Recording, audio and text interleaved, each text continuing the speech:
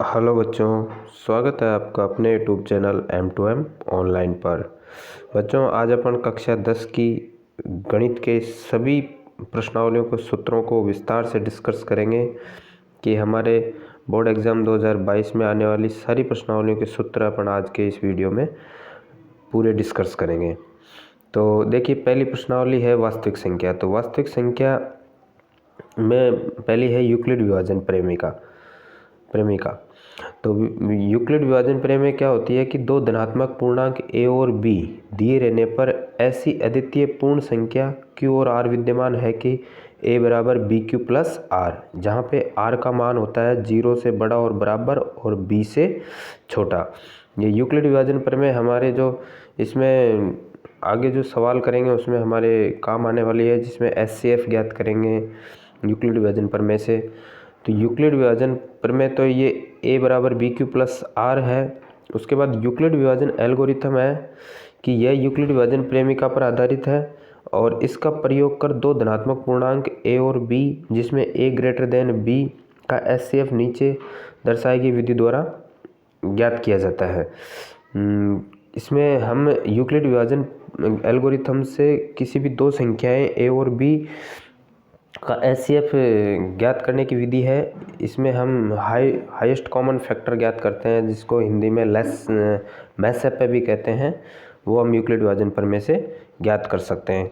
उसके बाद में तीसरा पॉइंट है कि किसी दो धनात्मक पूर्णांक a और b के लिए HCF ऑफ AB गुणा LCM ऑफ AB, इन दोनों का गुणनफल है वो दोनों संख्याओं के बराबर होता है। गुणनफल के मतलब AB का SCF और AB का LCM उन दोनों संख्याओं के गुणनफल के बराबर होता है।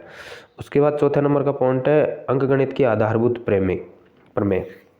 तो प्रत्येक भाज्य संख्या को अभाज्य संख्या के गुणनफल के रूप में व्यक्त किया जा सकता है। ये हमारे अभी अर्धवार्षिक परीक्षा में भी आया था, ये सत्य असत्य में, तथा यह गुणनखंड अद्वितीय होता है। तो ये अंकगणित की आधारभूत प्रमेय है कि प्रत्येक कोई भी भाज्य संख्या होती है उसको अभाज्य संख्याओं के गुणनफल के रूप में व्यक्त किया जा सकता है। इसी पर आधारित एक और पॉइंट है पांचवा नंबर की, यदि p कोई अभाज्य संख्या है और p a स्क्वायर को विभाजित करती है तो p a को भी विभाजित करेगा, जहां a एक धनात्मक पूर्णांक है। तो ये अंकगणित आधारभूत प्रमेय पर आधारित है। इसी पर अपन आगे जैसे √3 √2 आदि को अपरिमेय संख्याएं सिद्ध करेंगे तो अंकगणित की आधारभूत प्रमेय की सहायता से अपन कर पाएंगे। उसके बाद में परिमेय संख्या क्या होती है, सातवां नंबर पॉइंट की ऐसी संख्याएं जिन्हें p बटा q के रूप में लिख सकते हैं उन्हें परिमेय संख्या कहा जाता है, जहाँ p और q क्या है, सहभाज्य संख्या होती है। क्या होती है? सहभाज्य संख्या। और परिमेय संख्याओं का दशमलव प्रसार या तो शांत दशमलव प्रसार होता है या फिर अशांत दशमलव प्रसार होता है। तो दशमलव प्रसार भी हम 1.4 प्रश्नावली पढ़ेंगे, उसमें हमारे काम आएगा कि शांत दशमलव प्रसार कौन सा होता है और अशांत दशमलव प्रसार कैसा होता है। उसके आगे हम यदि परिमेय संख्या p बटा q का दशमलव प्रसार शांत दशमलव प्रसार कहलाता है यदि q के अभाज्य गुणनखंड 2 की घात n और 5 की घात m के रूप में हो। मतलब कि शांत दशमलव प्रसार कैसा होगा और अशांत का कैसा होगा कि अगर किसी भी परिमेय संख्या का जो q है, जो कि हर है, उसका अभाज्य गुणनखंड 2 की घात n या 5 की घात m के रूप में होगा तो वो शांत होगा, और इसके रूप में नहीं होगा तो वो अशांत होगा। इसका b बिंदु है कि परिमेय संख्या p बटा q का दशमलव प्रसार अशांत आवर्ती दशमलव प्रसार कहलाता है यदि q के अभाज्य गुणनखंड 2 की घात n और 5 की घात n के रूप में ना हो। मतलब अगर इसके रूप में हो तो भाज्य गुणनखंड, नहीं तो अभाज्य गुणनखंड होगा, अशांत दशमलव प्रसार होगा। ठीक है, तो ये हमारे पहली प्रश्नावली के सूत्र हो गए। इसको वापस आप वीडियो को पॉज करके इनको उतार सकते हैं और आराम से याद कर सकते हैं। उसके बाद अपन आगे दूसरी प्रश्नावली के सूत्रों पर चलते हैं। तो दूसरी प्रश्नावली के सूत्रों में बहुपद, दूसरी प्रश्नावली बहुपद। तो बहुपद क्या होता है कि बहुपद की घात, तो बहुपद px में x की उच्चतम घात बहुपद की घात कहलाती है। जो भी वहाँ चर होता है उसकी जो अधिकतम घात होती है वो उसकी घात कहलाती है। जैसे रैखिक बहुपद में x की घात 1 होती है तो इसमें इसको रैखिक बहुपद कहते हैं, और द्विघात बहुपद में x की घात 2 होती है तो इसमें अधिकतम घात 2 होती है, इसको द्विघात बहुपद कहते हैं। जिसमें अधिकतम घात 3 होती है उसको त्रिघात बहुपद कहते हैं।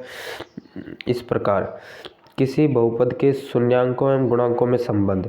कि माना बहुपद ax² plus bx plus c है और इसके शून्यांक अल्फा और बीटा है, तो शून्यांकों का योग जो होता है वो अल्फा प्लस बीटा, शून्यांकों का योग होता है -b/a और शून्यांकों का गुणनफल होता है अल्फा बीटा जो है होता है c/a। ठीक है, इस प्रकार अपन इसको भी आगे अपन सवाल करेंगे जब और अच्छे से समझ में आएगा। इसके बाद तीसरा सूत्र है कि यदि बहुपद के मूल अल्फा और बीटा दिए हो तो बहुपद कैसे ज्ञात करेंगे। तो उसके लिए हमारे पास ये सूत्र है कि alpha x² minus alpha plus beta x plus alpha beta.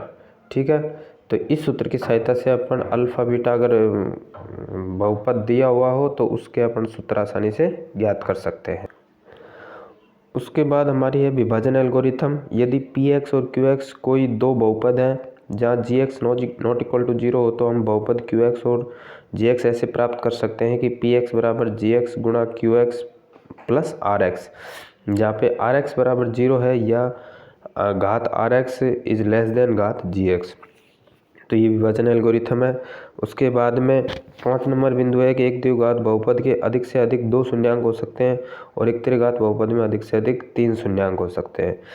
तो ये हमारे दूसरी प्रश्नावली में जो सूत्र काम आएंगे वो आप देख सकते हैं। ये इन सूत्रों की सहायता से अपन दूसरी प्रश्नावली बहुपद के सवालों को आसानी से हल कर सकते हैं। अब आगे आइए अपन तीसरी प्रश्नावली पर चलते हैं। तो तीसरी प्रश्नावली है दो चरों वाले रैखिक समीकरण युग्म। इसमें भी हमारे ग्राफ वाली प्रश्नावली दो चरों वाली, तो इसमें जो मेन सूत्र काम आएंगे वो देख लीजिए कि वह समीकरण जिसमें ax plus by plus c बराबर 0 के रूप में व्यक्त किया जा सकता है तो उसके दो चर वाला रैखिक समीकरण कहा जाता है। वह समीकरण जो इस रूप में होता है उसको क्या कहेंगे, रैखिक समीकरण। रैखिक समीकरण ये वाला जो रूप होता है उसको कहेंगे रैखिक समीकरण।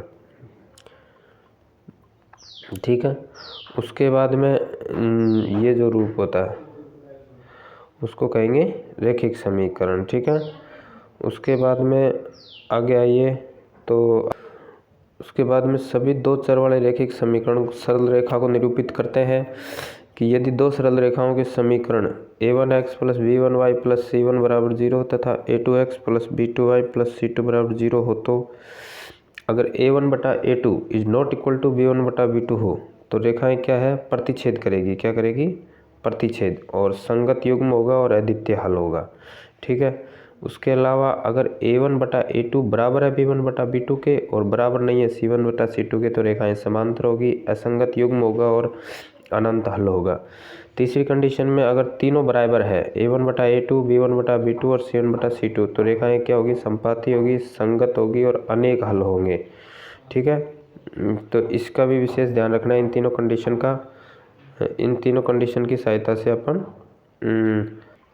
जो रैखिक समीकरण युग्म होगा वो प्रतिच्छेद करेगा कि समांतर होगा या फिर संपाती होगा, इसका अपन ज्ञात कर सकते हैं। उसके बाद में चौथे नंबर पर नाव और उससे संबंधित सवाल है उसमें प्रश्नावली में। तो नाव अगर धारा की दिशा में बह रही है तो जो सापेक्ष चाल है वो x प्लस वाई होगी, और अगर नाव की चाल, अगर नाव और नदी की चालें एक दूसरे के प्रतिकूल है तो जो सापेक्ष चाल होगी वो x माइनस वाई होगी। तो इस चीज़ का भी अपन को याद रखना है कि अगर नाव और नदी की चाल एक ही दिशा में है तो जो चाल है सापेक्ष चाल वो x प्लस वाई के रूप में होगी, और अगर प्रतिकूल दिशा है तो x माइनस वाई, और वहाँ पे समय बराबर क्या है, दूरी बटा चाल।